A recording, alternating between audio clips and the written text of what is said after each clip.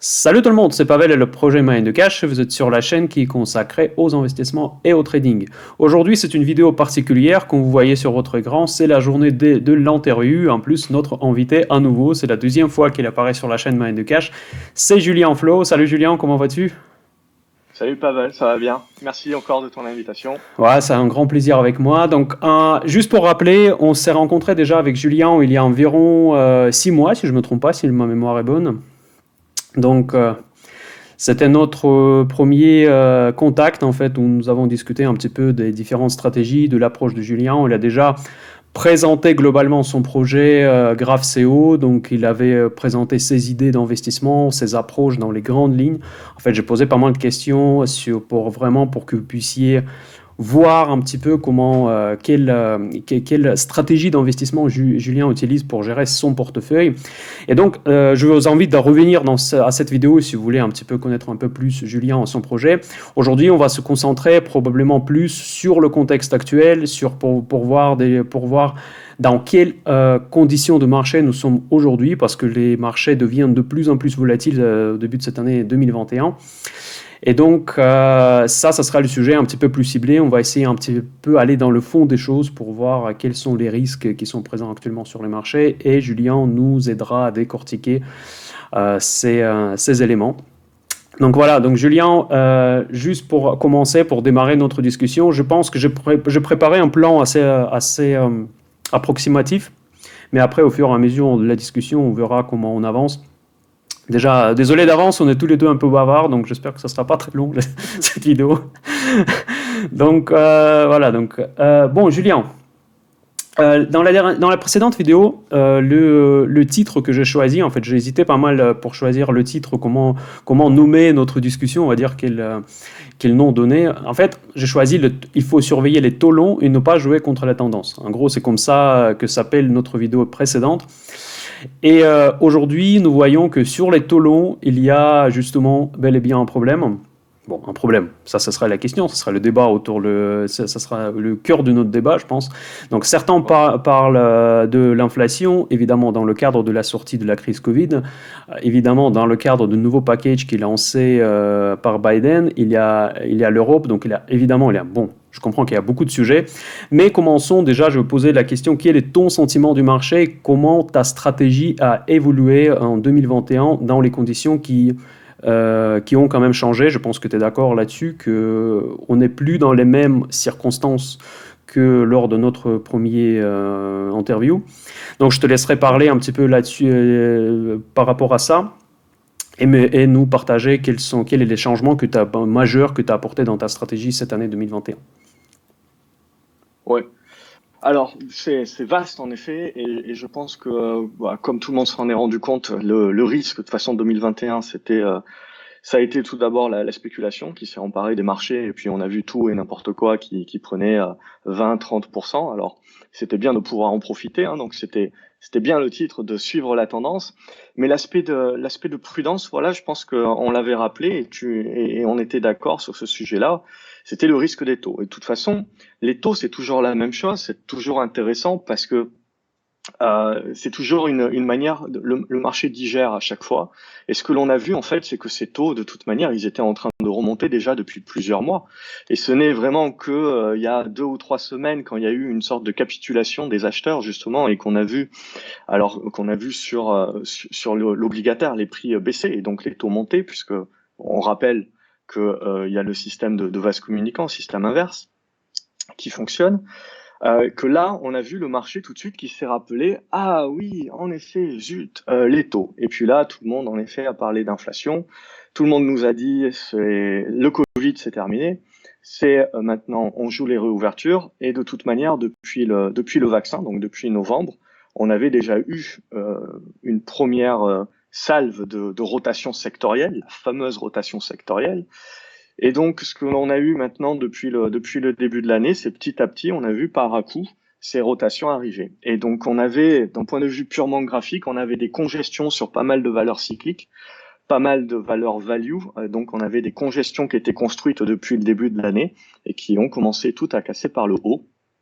Le pétrole a fait de la ligne droite également. Donc, on a vu le retour des valeurs pétrolières. Et là, Et là où j'attends justement de rigoler un bon coup, c'est quand on va apprendre que les gérants qui ont fait le forcing pour pousser les gens vers des fonds ESG, environnement, ISR, éthique et compagnie, vont nous expliquer qu'ils vont réintégrer du total parce que certainement, comme ils sont et comme ils vont faire de la transition énergétique, eh ben, on a le droit de réintégrer de l'hydrocarbure dans ces fonds verts et éthiques. Et donc ça, j'attends le jour où ça va arriver et je pense que ça devrait pas tarder. C'est puisque c'est toujours la même chose, hein, un gérant a besoin quand même d'un petit peu de performance pour rameuter un petit peu de monde dans son fonds. Et donc là, ils sont pris un petit peu à revers avec cette petite rotation. Ça fera beaucoup Euh, plaisir ce que tu dis à mes abonnés parce qu'ils me critiquent souvent que j'ai vendu dans un de mes portefeuilles ouverts, j'ai vendu total autour de 38.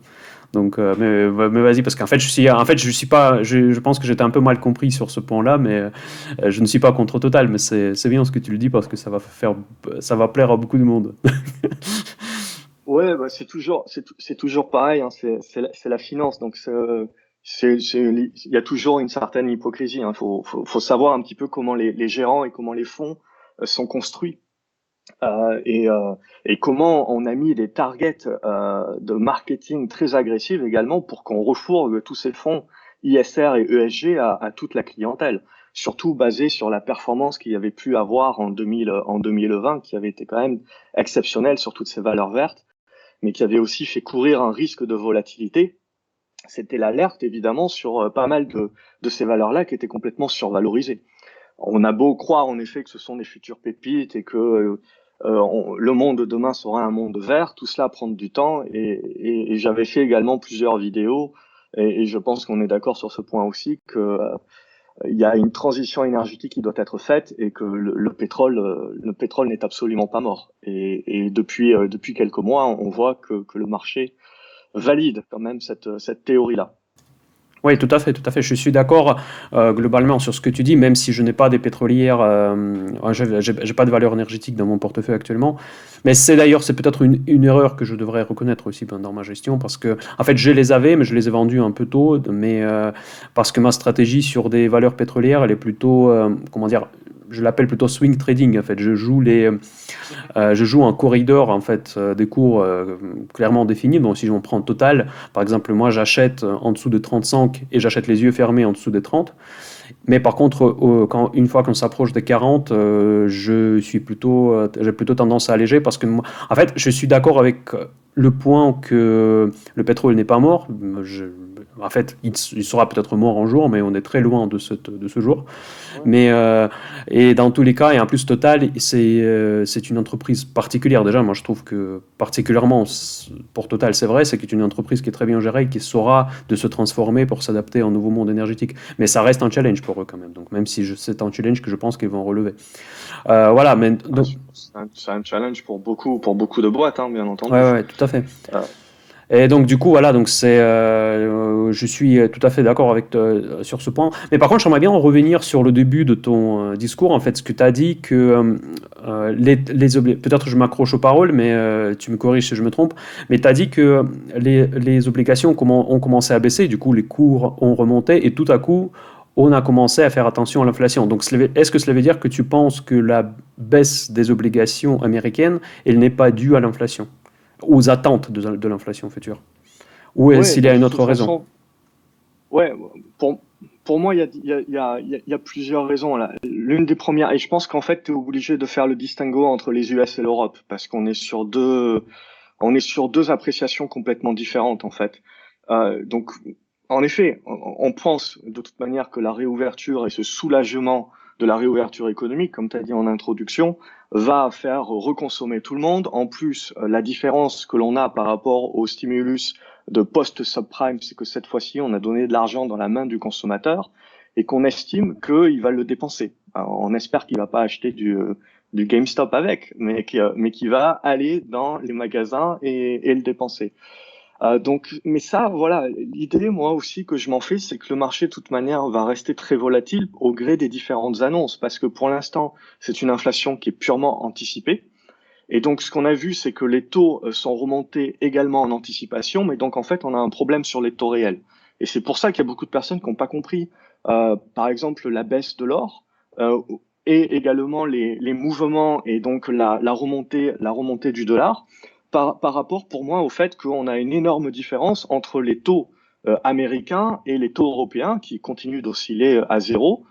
Et donc, tu as une différence aujourd'hui et tu es rémunéré pour détenir des dollars par rapport à une autre monnaie. Donc, le dollar continue de jouer une valeur refuge. Et à partir de ce moment-là, même si tu peux penser que le scénario long terme demeure le même vis-à-vis, avec tous les dollars qu'on a injectés, tu ne peux avoir qu'une dévaluation et donc tu ne peux avoir qu'une inflation qui est créée à terme.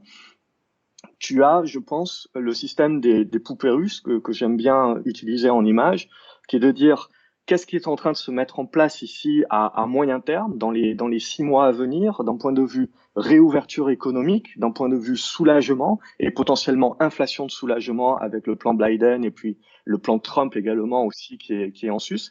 Et puis derrière, une fois qu'on a fait ce soulagement, dans 1 an, dans 2 ans, euh, où on en est justement. Et moi, ça c'est une question que je suis déjà en train de me poser et qui est un peu plus épineuse que juste l'inflation.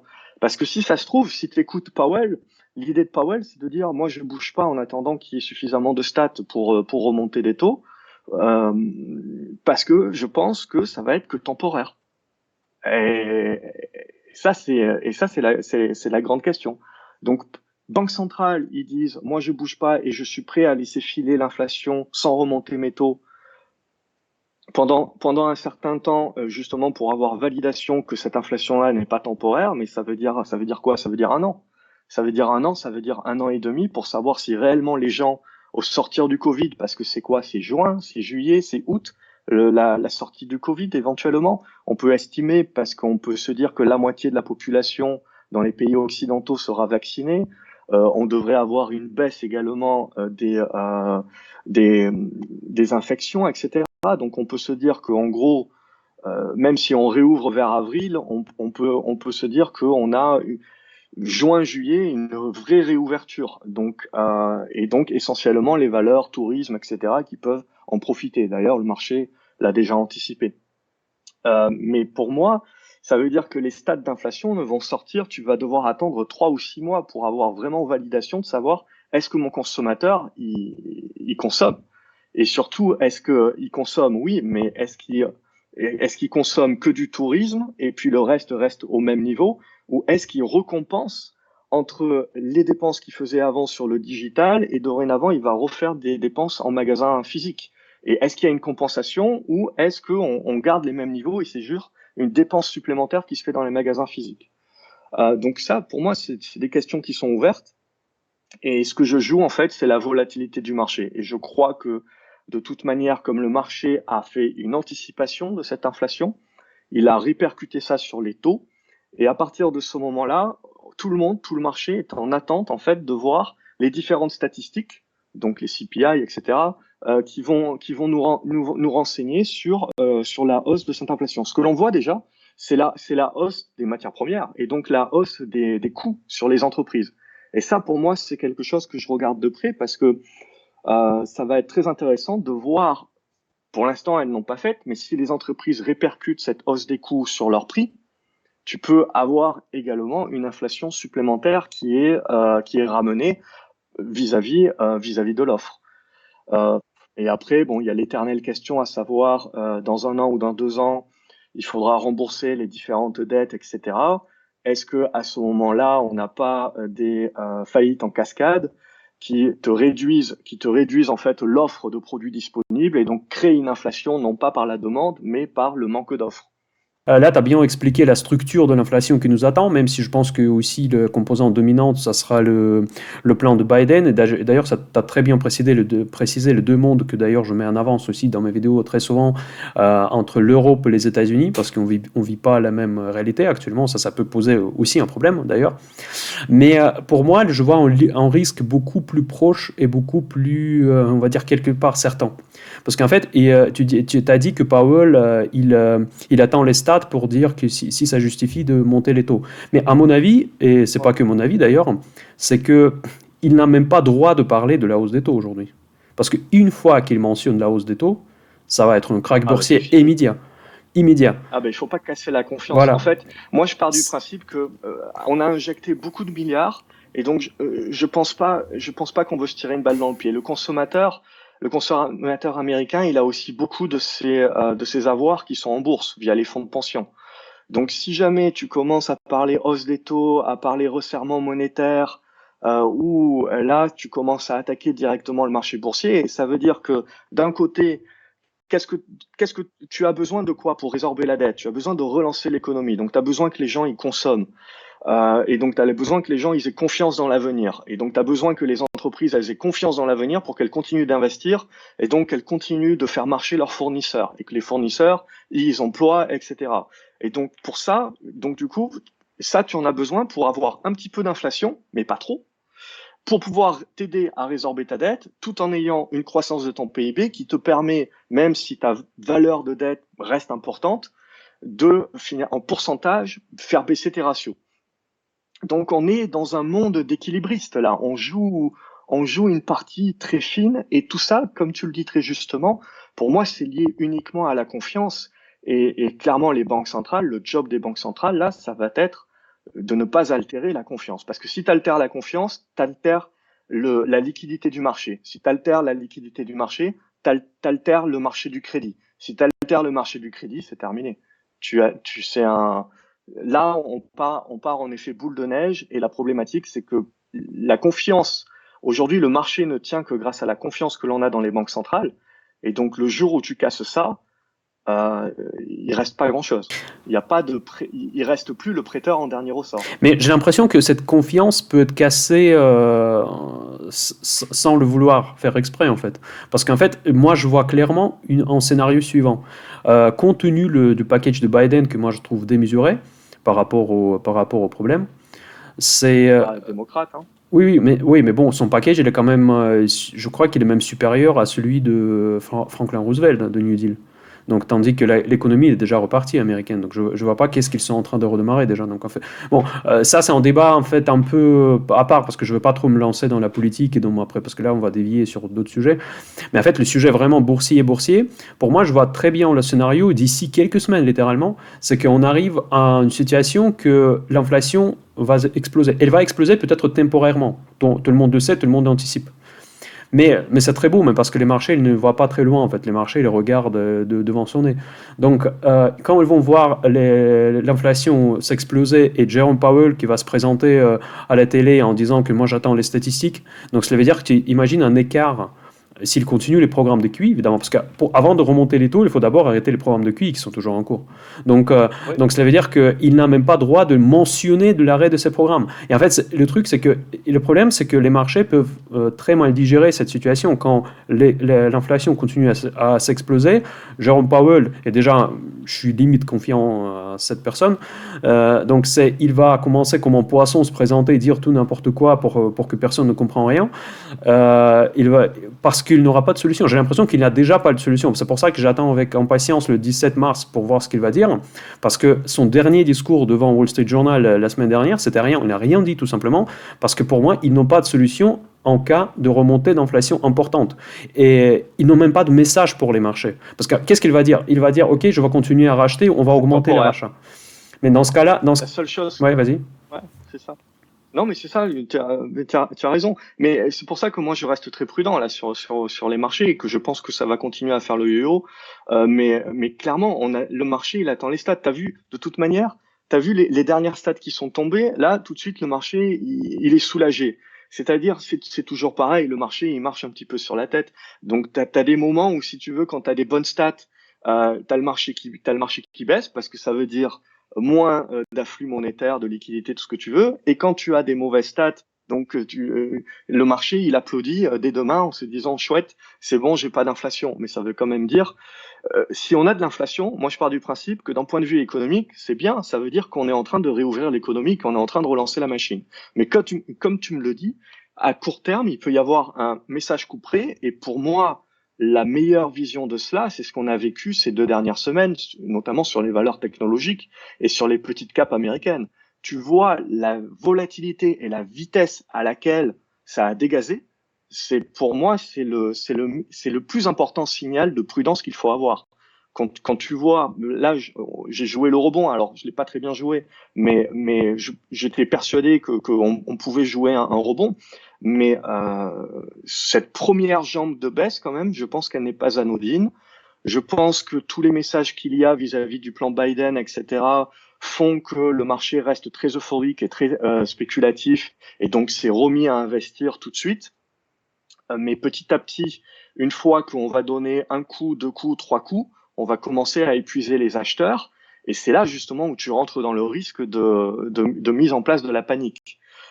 Et ça, évidemment, comme tu le dis, ça pourrait venir si jamais on commence à avoir des stats qui font naître une inflation, mais surtout une inflation qui est peut-être supérieure à celle qui est déjà attendue. On est à quoi? 2,5 pour l'instant sur les attentes, j'ai vu. Ouais, mais 2,5 c'est ridicule, je crois. Pas une minute qu'on va s'arrêter à 2 minutes. 2,5, moi, j'y crois pas trop non plus. Hein. Je pense qu'on dépassera facilement les 3. De toute manière, le PIB est annoncé en croissance. On commence maintenant à voir que ça va être des croissances de 6 à 7%.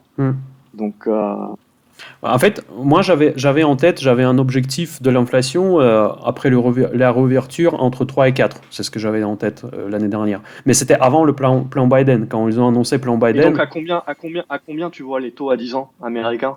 Mais en fait, les taux à 10 ans dépendent de la Fed. S'il continue les QI, dans ce cas-là, il va monter. S'il augmente les QI, il va baisser évidemment parce qu'ils vont affecter la courbe de taux. Mais par contre, la question que je me pose, certains d'ailleurs me critiquent aussi pour que je n'investisse pas dans les valeurs bancaires. Par contre, ici, je suis beaucoup plus ferme que sur les pétrolières. C'est que comment le système bancaire va tourner dans les conditions quand le taux 10 ans qui est administré par la Fed sera à 0 ou proche de 0 et l'inflation sera à 4 ou 5%. Comment le système financier va... Je comprends pas, j'imagine pas comment les banques vont donner des crédits dans ce genre de conditions. Donc c'est... Moi, je pense qu'on va tuer le taux fixe. Parce que si tu regardes en France, il y a un truc qu'on n'a pas dans beaucoup d'autres pays. Je pense de toute manière qu'à un moment donné, si tu veux, pour une banque, quand les taux longs sont élevés et que les taux courts sont bas, c'est bien pour elle. Elle est capable de prendre de l'argent pas cher et de le prêter plus cher. Donc c'est plutôt intéressant pour elle. Mais à un moment donné, si tu veux, si tu commences à prêter à taux fixe, et que tu commences derrière à avoir une inflation, on ne parle pas d'une inflation temporaire. Là, en effet, on rentre dans une certaine problématique et je pense qu'on va vers la mort peut-être du taux fixe, puisqu'à un moment donné, les banques ne pourront pas tenir ça. Mais sinon, pour revenir à Powell et aux cartouches éventuelles que reste à la Fed, moi, je vois une chose qui peut rester. C'est aujourd'hui, je veux dire, maintenant qu'on a mis le doigt dans l'engrenage de l'administration économique, pourquoi pas aller jusqu'au bout comme font les Japonais et se mettre à un moment donné, comme je t'ai dit, à se racheter éventuellement aussi des obligations long terme et derrière à racheter des ETF actions si jamais le marché se casse la gueule pour soutenir le portefeuille des Américains, leur confiance dans l'avenir et dans l'économie et qui continuent de consommer. Parce que moi, ce qui me fait vraiment peur, toute cette histoire de taux, etc., c'est bien, mais moi, c'est vraiment, pour moi, l'histoire de confiance, c'est vraiment très lié au marché financier et au marché actions notamment. Et je vois d'un très mauvais œil l'euphorie qu'il y a eu ces derniers mois parce que ça peut faire très très mal justement et faire perdre beaucoup d'argent, autant d'argent qui peut manquer également à de la consommation de base. États-Unis, mais si on revient en Europe aujourd'hui, typiquement le jour quand on enregistre cette vidéo, c'est jeudi soir, il y a Christine Lagarde qui a parlé aujourd'hui. Donc c'était un discours aussi beaucoup attendu, même si moi je m'attendais pas grand-chose. Et elle a juste confirmé qu'elle va continuer à racheter la dette européenne. J'ai pas encore analysé toutes les news, donc je peux être inexact. Et en fait, il a promis accélération des rachats des obligations. Donc, justement, ça montre bien la différence dont tu viens de mentionner entre les États-Unis et l'Europe.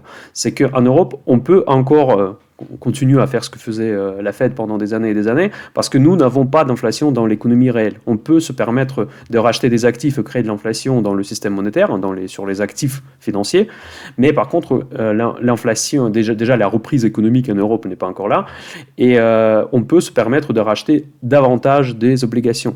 Et donc, est-ce que tu n'as pas des, on va dire, des, ça me fait un peu peur ce déséquilibre en fait entre l'Europe et les États-Unis aussi, tout simplement parce que jusqu'à aujourd'hui, c'est les États-Unis qui menaient la danse. Quand les taux montent aux États-Unis, mécaniquement, les taux en Europe suivent à peu près la même tendance.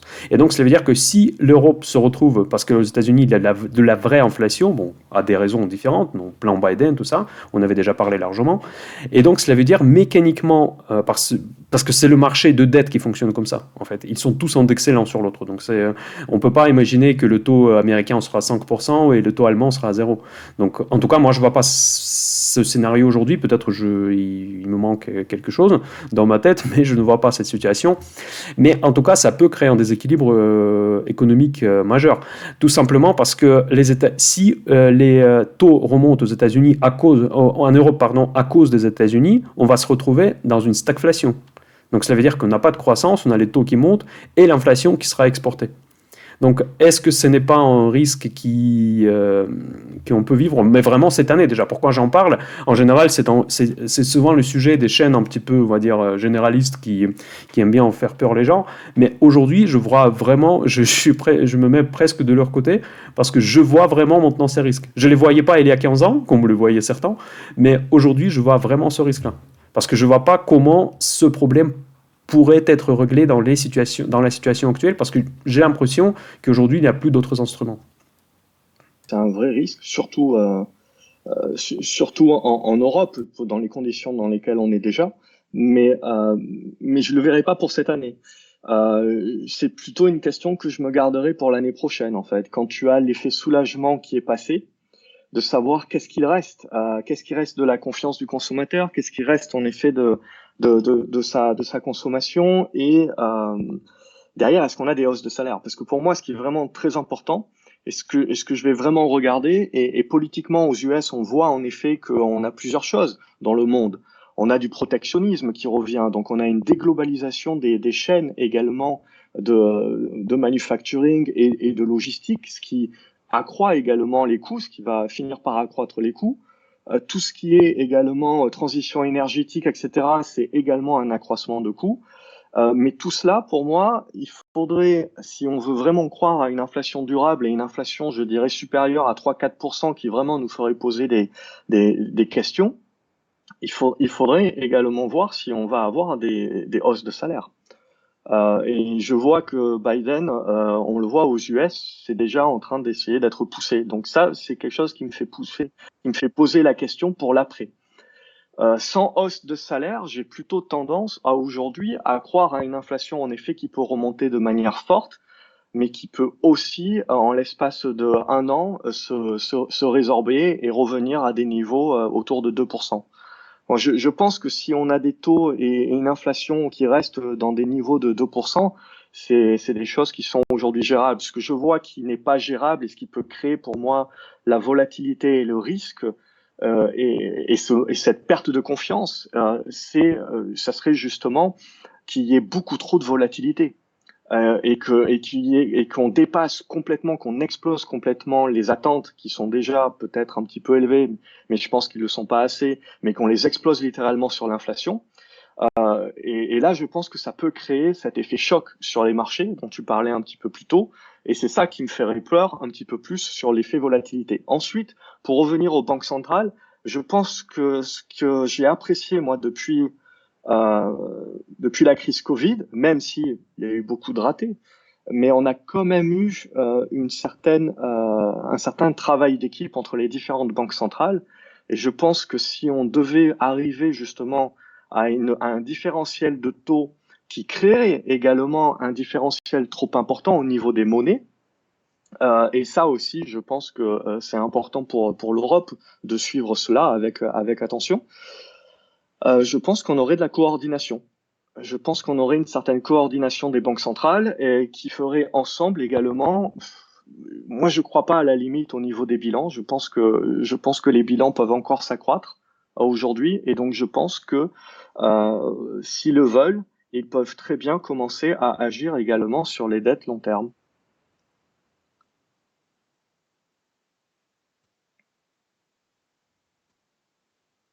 Donc, c'est-à-dire que tu veux dire que la Banque centrale actuellement, elle agit uniquement sur la dette court terme, parce que pour moi, dans le cadre des programmes des QI, ils rachètent la dette long terme également, notamment la dette italienne, la dette allemande. Bon, la dette allemande peut-être pas, mais la dette italienne, c'est sûr qu'ils Ouais, achètent toute la courbe. mais je pense qu'ils peuvent encore pousser. D'accord.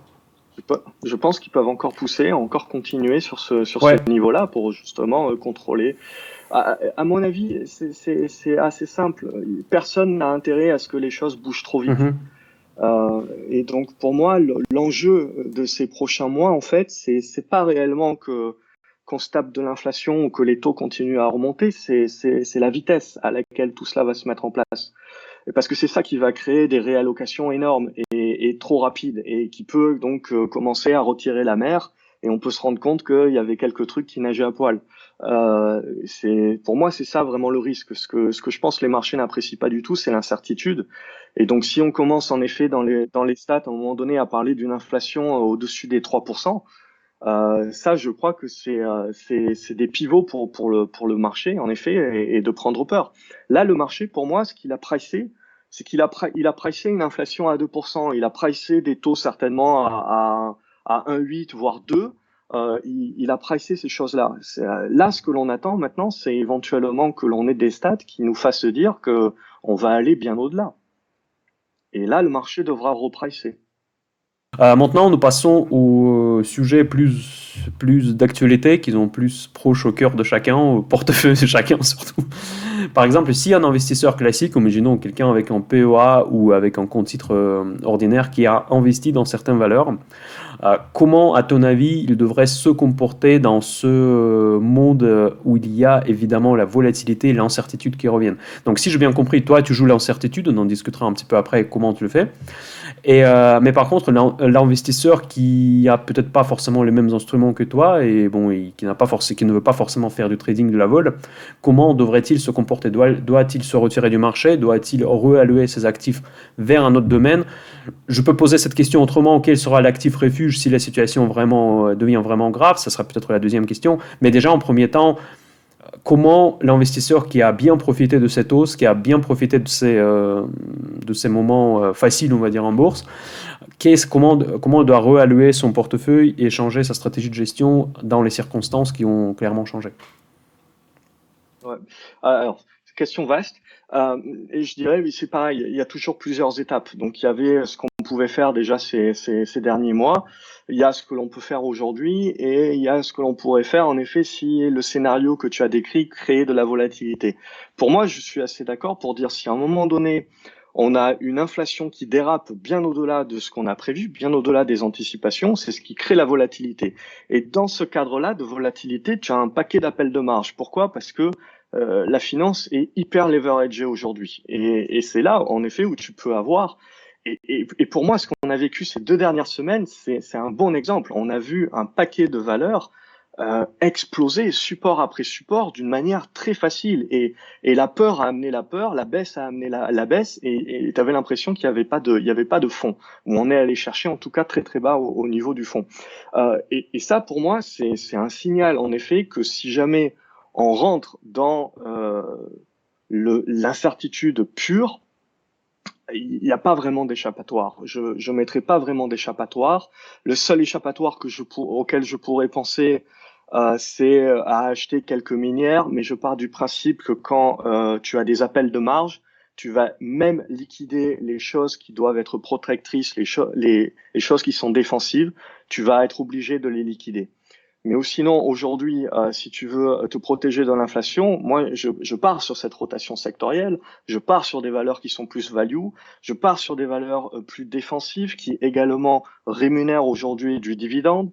Tu as quand même pas mal de valeurs aujourd'hui, et y compris sur les pétrolières, qui te rémunèrent du 5, 6, 7, 8% en dividende, qui ont les moyens, grâce au Covid, d'avoir renégocié leurs dettes, donc qui ont les moyens de les maintenir et qui peuvent offrir éventuellement une protection. Après, on peut très bien, ça dépend le spike de l'inflation, bien entendu, mais tu peux très bien conserver une partie de ton portefeuille en cash. Après, pour jouer de la vol, pour jouer du short, etc., pour jouer des puts, c'est pas pour tout le monde, quoi. Donc, Parce que beaucoup de personnes parlent de VIX et des ETF de VIX, mais je vais enregistrer une vidéo à part pour vraiment mettre en garde les personnes d'utiliser ces Ouais, instruments. alors je ferai très attention à ça parce que d'une part, le VIX, c'est pas seulement quand ça Ouais. baisse que il a une évolution également quand tu as une volatilité à la hausse. Et il faut également avoir un timing qui est très précis sur tous ces Exactement. ETF à effet de levier, puisque tu as un slippage, et tu as un Mm. slippage qui est pas coton, c'est-à-dire que tu sais, c'est remis à zéro pour garder l'effet de levier, c'est remis à zéro tous les jours. Donc tous les jours, en fait, tu perds un petit Mm, peu. mm. Puis, si tu as ce choc dont tu parles, tu peux te dire également qu'il y aurait une grosse variation sur l'euro-dollar. Et ça, en termes, si tu es investisseur européen et que ça dépend si ton portefeuille est pur en dollars ou si tu fais juste les transactions à chaque fois, c'est aussi quelque chose qu'il faut prendre en compte parce que ça peut te faire des grosses Mm. variations quand même. Donc pour l'investisseur lambda, je déconseillerais tout ce qui est volatilité, tout ce qui est ETF short avec levier, parce que moi, je les utilise, mais je les utilise dans des cadres de couverture et dans des cadres très court terme. C'est pas, je vais pas acheter ça pour le garder 3 mois, 6 mois, parce que je sais très bien que je vais me faire complètement avoir par le slippage. Ouais, je suis tout à fait d'accord, mais c'était bon. Après, je veux pas trop m'arrêter sur. C'est un sujet super technique. On pourra faire des vidéos sur nos chaînes pour mettre en Ouais, garde ouais, nos abonnés, je pense. je rentre pas dans le détail. Ouais, c'est un On sujet va, complexe on en va plus, schématiser. parce que le VIX c'est un straddle, Ouais, un optionnel en fait. C'est pas, ouais. Je, et je, il y a aussi ce qu'on appelle time decay. Donc c'est pas, et en fait elles doivent. Et c'est, par contre, il y a un sujet si on parle des stratégies, on va dire un peu plus abordables. Tu t'avais parlé des value value. Ok, donc ça, je partage plutôt parce que c'est peut-être la gestion dans ma gestion de portefeuille, je n'ai pas assez. Bon, je n'ai pas du tout même. Donc, par contre, j'ai un portefeuille dédié aux REITs, tu sais, les foncières cotées. Donc, je pense que si ouais, c'est ouais. un des secteurs d'ailleurs qui peut être vu comme un secteur défensif, en fait. C'est pour ça que je le mets en avance sur ma chaîne de manière assez explicite, que c'est un secteur qui n'est pas cher au cours actuel, parce qu'il n'est pas. En fait, il y en a certaines actions qui ont reparti après le Covid, certaines pas du tout, Ouais, certaines. c'est des actions où tu joues la réouverture aussi. Ouais. Et dans l'immobilier, en fait, tu es plus ou moins quelque part de l'inflation, tu es plus protégé. Parce que, bon, comme tu le sais, déjà, j'ai démarré mes investissements dans l'immobilier, c'est un secteur que je connais assez bien. Et dans les contextes de l'inflation, moi je suis quand même assez. Bon, ici on peut discuter longtemps parce qu'en fait l'inflation peut créer des taux plus élevés et du coup il y en a une partie des ménages qui va sortir du marché immobilier. Donc l'immobilier va plus être Ouais, accessible. C'est pour ça que je suis pas totalement d'accord avec toi sur le fait que. Bon, sur ton opinion que le taux fixe va être abandonné parce que moi je pense que le taux variable, en tout cas en France, ne pourra pas tenir. Donc, parce que par définition, en cas d'inflation, ça va être les taux plus importants. Si les taux sont plus importants, dans ce cas-là, le marché immobilier peut s'écrouler. Et le marché immobilier, c'est important. Donc après, c'est pas vraiment le sujet de cette vidéo, mais en fait, on n'est pas les chaînes immobilières. Mais en tout cas, je pense que pour se cacher de la crise pendant les REITs, en tout cas en certains pourcentages, donc il ne faut pas aller à fond dans les REITs, mais allouer un certain pourcentage, peut-être même assez significatif, pour se cacher de l'inflation. Qu'est-ce que tu en penses? Est-ce qu'investir dans les REITs, ça pourrait être ouais. une bonne J'en idée? ai, j'en ai une en ce moment justement, mais c'est la même idée si tu veux, c'est partir sur de l'actif tangible, partir donc ça peut t'offrir une protection contre l'inflation. Après il y a REITs et REITs, donc tu peux le résidentiel, voilà, je ferai attention également comme je t'ai dit, s'il n'y a pas de hausse de salaire et qu'il y a une hausse de l'inflation, une hausse des taux, ça va quand même limiter un petit peu le marché résidentiel, surtout au niveau des prix actuels. Après, moi, je partirais sur de l'industriel. Donc, tout ce qui est commercial, industriel. En plus, en ce moment, tu joues la réouverture économique. Donc, c'est des double play. Et puis, tu as le dividende qui te sert de protection en plus. On peut penser que le plus gros de la crise est passé. Donc, c'est quand même des sociétés qui ont profité du Covid pour se renforcer financièrement. Donc, qui ont les moyens de continuer à verser le dividende, voire aller remonter dans le futur, voir éventuellement si on a vraiment la réouverture économique et que le Covid est vraiment terminé, parce que ça, pour moi, ça reste aussi une question ouverte quand même. C'est est-ce qu'on continuera d'avoir des variantes dans le futur ou est-ce que ça va disparaître purement et simplement ou avoir des variantes qui sont moins nocives. Et à partir du moment-là, est-ce qu'on réouvre vraiment l'économie, on fait vraiment une réouverture économique comme avant? Ou est-ce qu'on est dans une espèce de new normal avec des variantes chaque année, un petit peu comme la grippe, avec des vaccins qui doivent être réajustés de temps en temps et donc avec potentiellement des couvre-feux et des trucs un petit peu plus sporadiques. Bon, je suis un petit peu optimiste là-dessus. Je préfère garder un esprit optimiste parce que j'en ai un petit peu marre de rester à la maison. Euh, mais, euh, mais ça, c'est une question que je garderai encore ouverte. Mais pour moi, ouais, comme tu le dis, je jouerai actif tangible, je joue dividende et je joue des sociétés peu endettées ou si elles le sont, qui ont des échéances qui sont longues et parce qu'elles ont déjà renégocié ou lissé leurs dettes. D'accord, je comprends. Mais par contre, le seul commentaire que j'ai par rapport au secteur value, c'est que ce sont souvent des entreprises cycliques, en fait. C'est souvent des secteurs cycliques. Et qui sont, bon, en théorie boursières, parce que nous vivons, comme je dis, dans le monde inversé aujourd'hui, donc c'est tout à l'envers. Donc, généralement, on devrait acheter les valeurs cycliques en bas de cycle. Et je ne suis pas du tout convaincu que nous sommes aujourd'hui dans bas de cycle. Donc, je pense que je ne sais plus où on est. Personne ne sait où se trouve le cycle maintenant. Donc. Je pense en fait que c'est l'histoire des poupées russes. Je pense qu'on joue la réouverture économique. Et je pense qu'une fois qu'on fait la réouverture économique, il faut partir du principe, si tu veux, que tu n'es pas dans un cycle normal puisque c'est un choc exogène. Donc moi, je pars du principe qu'on est toujours dans l'ancien cycle. C'est-à-dire qu'une fois que tu fais la réouverture, une fois que tu as payé finalement pour t'éviter la récession, tu as la réouverture. Et moi, ce qui m'intéresse, en gros, c'est que je pense qu'une fois qu'on a passé ça, on redémarre là où on était. Et donc, je partirai plutôt sur une fin de cycle de grand cycle long terme de la dette.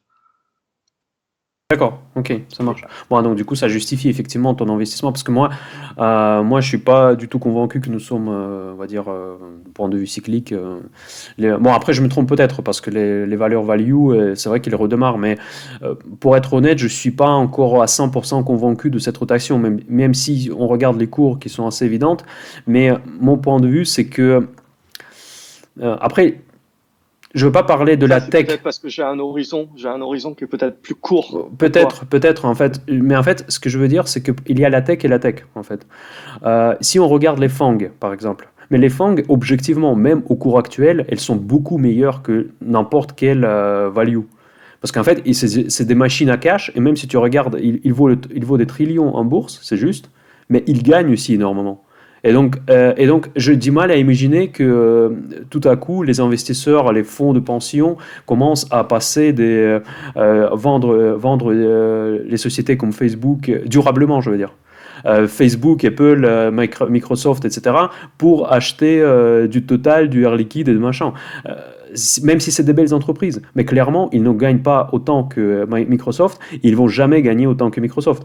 Et donc, et l'avantage des FANG, par exemple, parce que là, pendant cette baisse, notamment le vendredi dernier et lundi dernier, j'ai j'ai racheté énormément de FANG. J'ai rencontré cette baisse quasiment avec un portefeuille quasiment vide et je profitais pour racheter des FANG.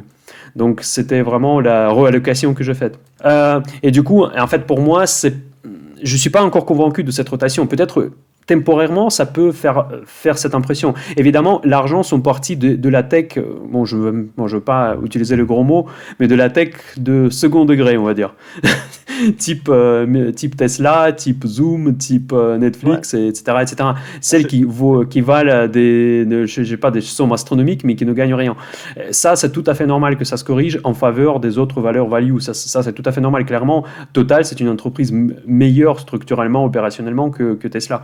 Mais on peut me critiquer autant que veut. Il suffit juste de regarder objectivement les chiffres. C'est que donc du coup là je parle pas de ces tech là, je parle du cœur de la tech en fait, de la FANG qui nous a sauvés d'ailleurs pendant cette crise de Covid. C'est grâce à Apple et compagnie qu'on a pu repartir, casser les résistances et le marché il a fait une reprise en V. C'est grâce à ces entreprises là. Et donc c'est et pour ça. d'ailleurs, avec 1 400 $, tu peux t'acheter un iPhone. Ouais, exactement. Ah oui, oui, je pense qu'il y en a certains qui vont le faire. Ouais. Non, mais je suis totalement d'accord avec toi. C'est exactement la même vue et pour moi, c'est même sain, hein. C'est même très sain, justement, que dans ce mouvement de marché qu'on a eu ces 2 dernières semaines, on a surtout vu donc également de l'argent sortir de toutes les SPAC. Alors pas toutes les SPAC sont bidons, mais de la même manière, pour moi, il faut pas être all in ou all out. C'est dans cette rotation, l'idée c'est pas de jeter toute la tech, de jeter toutes les valeurs de croissance, etc., et de se dire j'achète justement que des cycliques et des valeurs value. Je pense de toute façon que les repondérations se font à la marge dans les portefeuilles, et surtout ce que ça calme pour moi, c'est la spéculation qu'on a eue ces derniers mois, et c'est des spéculations où tu voyais des titres qui ne vont jamais gagner d'argent, peut-être dans 10 ans, et qui valaient déjà des milliards et des milliards. Donc clairement, moi je trouve que c'est sain, ça permet de réallouer justement de l'argent à des sociétés qui peuvent justement créer des emplois, créer de la croissance, et donc aider l'entreprise. Je ne sais pas si tu as vu cette stat, je ne sais plus si c'est Goldman ou JP Morgan, mais qui montrait une hausse de 400% des capitalisations des actions qui sont considérées comme zombies. C'est-à-dire pour toi, je sais Ouais, pas ce que c'est. j'ai vu ça, ouais. Je vois exactement de quoi tu Et parles. donc pour moi, ça veut dire ce que ça veut dire, c'est que la bulle aujourd'hui, il y en a une, mais elle est localisée. Elle est vraiment localisée sur ces valeurs pourries. Et donc pour moi, je pense que ça serait ça en effet que on sorte le cash de là et qu'on le réinvestisse. Et je suis d'accord avec toi pour dire que la tech, les FANG, euh, aujourd'hui, quand tu vois trimestriellement ce qu'ils arrivent à sortir comme bénéfice, enfin, c'est monstrueux. Mais C'est Amazon monstrueux. surtout, regarde, mais c'est juste incroyable. Non, c'est énorme. Et c'est là aussi où j'ai envie de revenir. On en a pas parlé, mais moi j'ai eu beaucoup de personnes qui m'ont dit les obligations, les taux sont en train de remonter.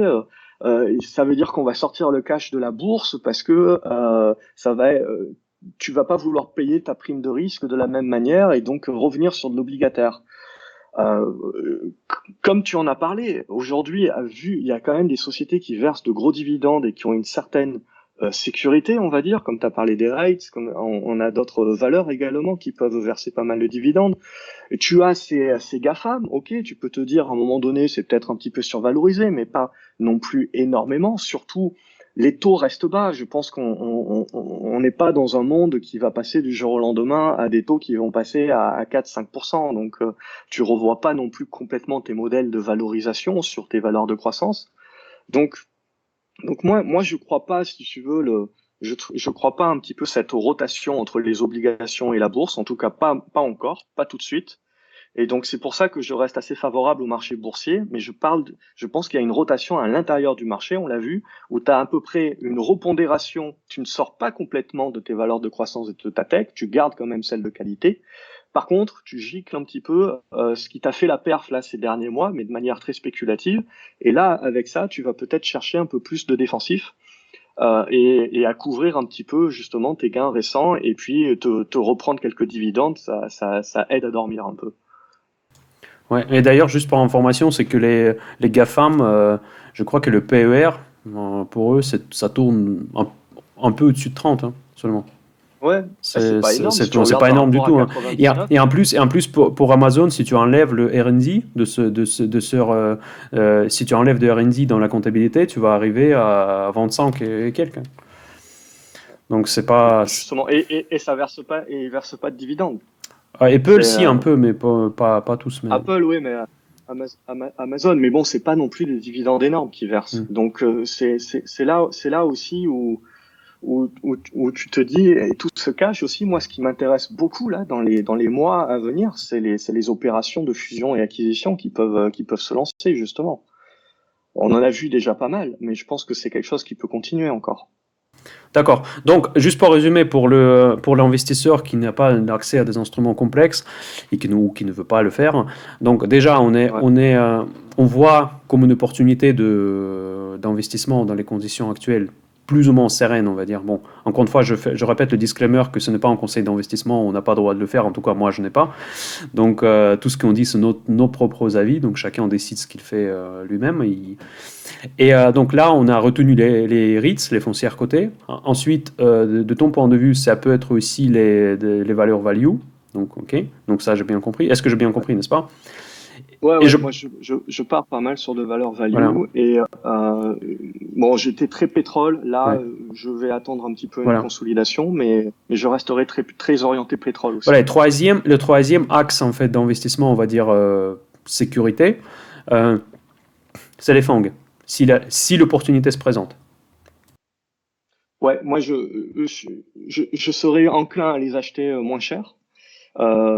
Mais oui, je les regarde. De toute façon, je regarde toutes ces sociétés-là.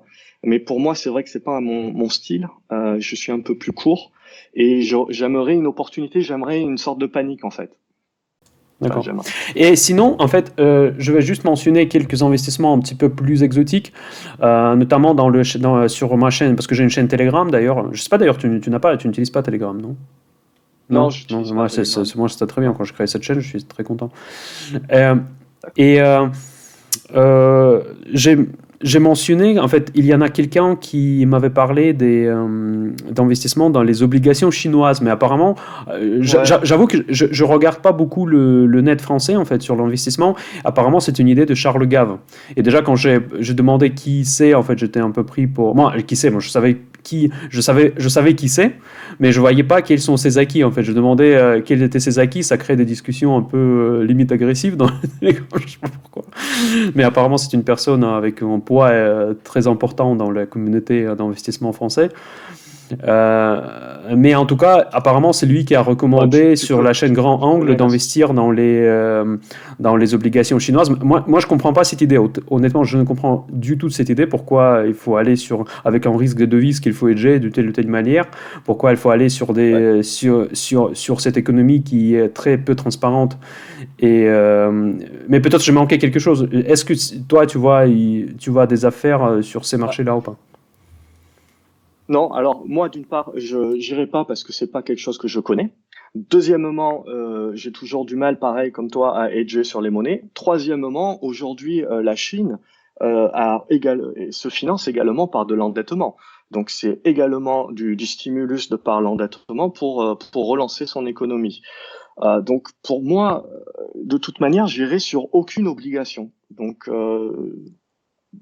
oui, on peut se dire qu'on peut aller sur des obligations de pays émergents parce qu'elles vont payer, elles vont rémunérer plus, mais c'est aussi un risque que tu prends. Et moi, je suis pas prêt à le prendre. Et je pense, Charles Gave, je suis pas du tout, mais c'était une idée également. On m'avait posé la question, mais ça a 2-3 ans déjà. Ça a 2-3 ans déjà Moi, ça se trouve parce qu'il que propose faire ces ça depuis gens-là étaient. 3 ans, je sais pas. Vu que je ne suis Ouais, pas, je ne suis pas non plus. parce qu'il propose le crack boursier aussi depuis 2-3 ans certainement. Comme un petit peu tout le monde.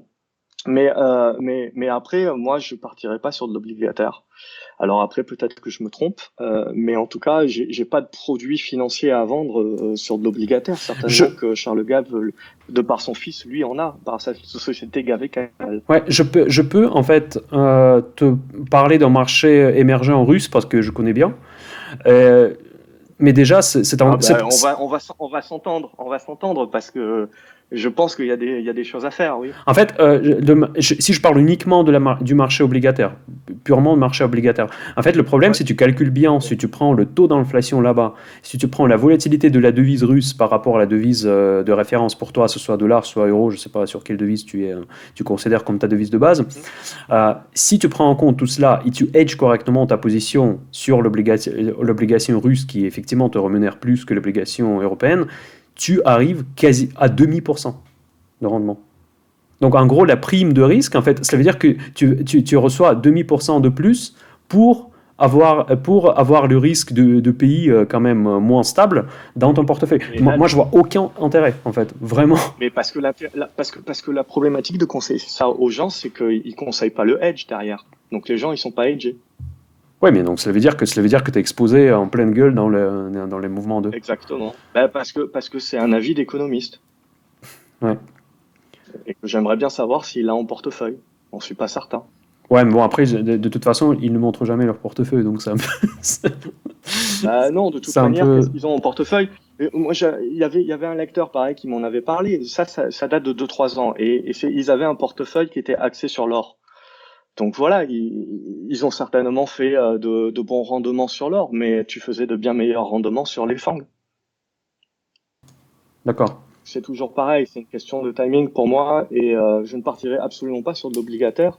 Peu importe le pays, je reste sur ce que je sais faire, c'est-à-dire aujourd'hui les actions qui pour moi, t'as vu les rendements que tu es capable de choper aujourd'hui. Je veux dire, il y a pas, je pense qu'aujourd'hui que ça reste intéressant quand même de rester dans les rotations tout en étant très sélectif. Mm. Moi, je pars du principe que ce que le marché va nous apprendre là dans les mois et les années à venir, c'est justement que pour le battre, il va falloir être très sélectif et certainement réactif. Moi, ce qui me fait le plus peur, c'est la volatilité. D'accord. Juste une petite parenthèse en fait dans ce que. Par contre, il y a un des actifs qui est d'ailleurs souvent mentionné par ceux qui sont un peu alarmistes, c'est le silver. Mais en revanche, c'est un actif qui m'intéresse beaucoup en ce moment. Je t'expliquerai Ouais, vite regarde, pourquoi. On va pas s'arrêter très longtemps là-dessus. Je voulais juste rapidement avoir ton avis parce que pour moi, c'est un des actifs qui pourrait faire en quelque sorte refuge. Parce que je vois l'or comme. Oh, l'or, pardon. Le silver comme l'or sans hype, on va dire. Donc parce que silver c'est aussi en fait c'est pas vraiment métal précieux mais en tout cas c'est un métal qui est beaucoup plus utilisé dans l'industrie que l'or. Après il est reconnu quand même en métal semi-précieux donc pour se protéger de l'inflation ça peut valoir le coup mais en tout cas il n'a pas toute cette surprime que a l'or dans l'or, parce que l'or, il a un long historique de l'étalon de l'or, etc., etc., et donc il y a beaucoup de fantasmes autour de cet actif. Mais en tout cas, le silver, je trouve qu'il est vraiment pile dans sa valeur fondamentale aujourd'hui. Et donc, ouais, si tu investis dans le silver aujourd'hui, dans ce cas-là, tu investis dans les fondamentaux de silver sans payer la prime de cette protection. Et donc, du coup, effectivement, si l'inflation explose, il y a beaucoup de demandes sur le silver, donc sur l'argent. Et donc, effectivement, tu peux protéger de l'inflation comme certains veulent se protéger en achetant de l'or. Donc moi, je pense que au lieu de acheter de l'or, il vaut mieux d'acheter l'argent qui va te protéger beaucoup plus de l'inflation qu'aujourd'hui l'or avec cette énorme prime et on ne sait pas où se trouve la valeur fondamentale de l'or. Je pense qu'elle est selon en fait, les demandes de la bijouterie, des secteurs qui sont consommateurs de l'or, ça se trouve dans les 500-700 $. Hein. Donc tout le reste, c'est de la technique, c'est de la spécu. Hein. Mais ce n'est pas le cas, mais ce n'est pas du tout le cas pour l'argent. Parce que pour l'argent, tu achètes vraiment des fondamentaux. Ici, il y a une énorme inflation. Si tu es dans l'esprit vraiment de krach boursier, krach monétaire global, en revanche, silver, elle peut être effectivement une solution qui n'est pas mal. Qu'est-ce que tu en penses? ouais, ouais, ben, j'en pense la même chose. Hein. Moi, je suis très axé de toute façon silver. J'avais les mêmes avis sur le gold et je préfère avoir en tant que métal des métaux justement qui peuvent profiter industriellement d'un surplus de demande. Donc je suis tout à fait d'accord et c'est pour ça que j'ai pas mal de minières. Bon après les minières si tu veux c'est très compliqué d'en avoir qui font exclusivement de l'argent. Bon t'as Majestic etc. Donc je les suis pas mal. Pour l'instant je suis revenu un peu sur des minières or, mais je suis pas mal les minières argent. J'attends en fait des meilleurs prix, mais j'aimerais les rentrer pour plus de moyen terme. Donc ouais, je suis tout à fait d'accord. Et puis plus largement sur pas mal de métaux, je suis très positif sur pas mal de métaux industriels en fait. D'accord, ok, bon, cool. La vidéo ne sera pas complète si on mentionne pas Bitcoin, parce que Bitcoin, quand on avait parlé il y a 6 mois, c'était pas du tout la même situation. Est-ce que ton avis est toujours le même? Je pense on était tous les deux d'accord que le Bitcoin c'était pas quand même un actif, en tout cas, regarder de près. Donc moi je l'ai toujours pas vendu, même si j'ai toujours en tentation de le faire. Qu'est-ce que tu en penses? Ouais, ouais, j'en pense qu'il y a je serai un peu plus prudent à court terme. Je pense que s'il y a un marché, on aura aussi certainement une bonne correction au prorata sur le Bitcoin. Mais après, d'un point de vue diversification, j'ai toujours cet avis d'en conserver en diversification. Mais ça serait pas le plus gros de mon portefeuille, clairement. Ah oui, d'accord, oui. C'est ce que je dis toujours, qu'il faut vraiment allouer maximum 1%, même pas 1% Ouais, pour le ouais, ouais, portefeuille de ouais. Bah, crypto-monnaie, parce que là, ça peut... En fait, ok. il y a toujours un risque réglementaire qui pèse, en fait. Même si on voit Bitcoin de plus en plus accepté par des institutions classiques financières, Ouais. c'est quand même pas gagné encore. Donc, Non, non, c'est pas gagné clairement. Donc moi, je pars du principe qu'il y a quand même une grosse part de spéculation aussi dans le prix. mhm. J'ai aucune idée de jusqu'où ça peut aller, mais ce que je sais, voilà, c'est que si jamais tu peux avoir du jour au lendemain la Chine ou peu importe qui parle et ça peut se cracher. Donc c'est de la diversification pour moi, mais clairement j'en ai un aujourd'hui, tu vois. C'est vraiment juste pour dire j'en ai quoi. Donc et je le garde comme ça d'une manière aussi de collection. Mais sinon, je partirais plus quand même sur du tangible, c'est-à-dire que j'axerai plus mon portefeuille sur des minières si jamais on rentre vraiment dans une situation un petit peu plus compliquée au niveau inflation. D'accord. Et la dernière question, c'est parce que là, on a fait déjà la partie macro, la partie fondamentale, maintenant un petit peu la partie technique.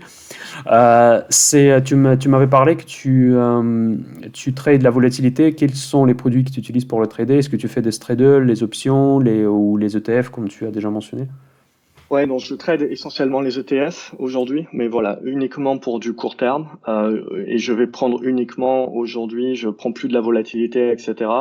Je reste cash parce que voilà, comme tu le sais, je suis père de famille maintenant, donc j'ai un petit peu moins de temps pour être très actif. Donc je vais me hedger, me couvrir avec du short Nasdaq actuellement, mais c'est un tracker à levier, donc avec du slippage, donc c'est quelque chose vraiment juste pour conserver sur des phases de quelques jours. Sinon, je continue de me couvrir en achetant des valeurs défensives, des minières, des rates également. Je commence à en regarder pas mal. Et je vais chercher un petit peu plus de dividendes. Je commence à avoir une mentalité un peu plus moyen terme par la force des choses et par le fait que j'ai un petit peu moins de temps pour faire du court terme. D'accord. Chez quel broker tu es, si c'est pas indiscret? Ah, j'en ai plusieurs. J'ai Interactive Broker et Mhm. après je suis également chez Crédit Agricole, Investor et puis bon j'ai le lien PRT IB et j'ai un compte de Giro aussi que j'utilise un petit peu, mais Ouais. ils sont un peu chiants sur les limites, etc. Par contre, pourquoi tu n'utilises pas les CFD? Ben, moi j'utilise pour shorter, j'utilise les CFD, c'est nettement meilleur que, en tout Oui, cas pour moi, que je suis les d'accord. ETF inversés. Ouais, je suis d'accord avec toi, mais à aujourd'hui, si tu veux, je suis pas capable sur un CFD. Je décide, je pourrais ne pas prendre de levier, mais c'est quelque chose que je préfère ne pas prendre parce que aujourd'hui, je considère quand même que l'ETF, même s'il est avec du slippage, même s'il peut être cher, etc., je connais en fait sa physionomie de prix. Donc j'ai beaucoup plus de facilité également aussi de trader directement le prix de l'ETF. Ah, parce qu'en fait, les CFD que moi j'utilise chez Saxo Bank, en fait, ils me répliquent exactement les prix de l'indice, en fait. Mhm. C'est justement ce que Ouais. j'adore, que tu peux mettre les stops vraiment par rapport au marché. Euh, Ouais. Ça marche plutôt pas mal en fait. Moi je le fais souvent avec des CFD, soit avec des options, mais le problème c'est que les options sont quand même souvent sur des lots très importants, donc du coup c'est très difficile de gérer le position sizing en fait. Bah, là, mes positions sont importantes quand je fais ça pour de la couverture. Donc sur les CFD, sur les brokers CFD, j'ai un peu plus de mal, si tu veux, à mettre ce type de montant-là sur des produits qui sont répliqués, quoi. D'accord, ok, ça marche. Voilà, donc je pense qu'on a fait le tour. Après, merci d'être venu. Ça m'a fait beaucoup plaisir de te parler avec toi à nouveau. Ah, merci à toi, ton invitation. Voilà, donc bon, bah, c'était Julien Flo. Vous pouvez poser des questions dans les commentaires ou voir le site et la chaîne de Julien Flo, GraphCO, que le lien vous allez trouver dans la description de cette vidéo. Et bon, merci pour votre temps et Julien, à la prochaine. Salut. À la prochaine, Pavel. Salut, Salut. ciao, ciao.